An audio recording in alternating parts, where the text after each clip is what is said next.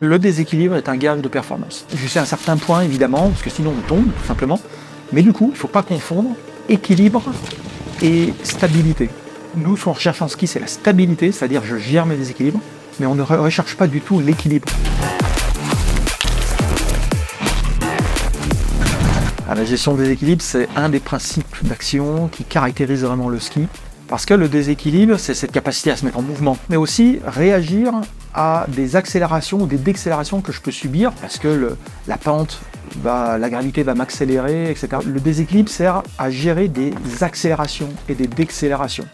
Et donc en ski, on est toujours en train de subir des accélérations, des décélérations. Un virage est aussi une accélération latérale. Donc quand je fais un virage à gauche, je suis accéléré en partie vers l'avant, mais aussi en partie vers la gauche. Pareil à droite. Et donc il faut tout le temps que je sois en déséquilibre, soit pour être proactif sur la vitesse que je veux créer, soit aussi réagir et m'adapter aux différentes accélérations que je subis. Moi, je me focalise beaucoup sur le déséquilibre avant pour emmener de l'inertie, donner de la vitesse à mon ski et la conserver surtout. Donc la sensation sous les orteils, la sensation sous les pieds est hyper importante et c'est un retour très juste sur lequel je suis concentré en permanence, que ce soit en course et que je travaille en permanence à l'entraînement. Et ça, on peut le voir avec des capteurs particuliers. Ici, les capteurs qu'on utilise sont des capteurs de pression plantaire. C'est-à-dire qu'on va regarder comment les pressions se répartissent sous la voûte plantaire. Et quand on est en déséquilibre, on s'aperçoit que le centre des pressions se déplace vers l'avant.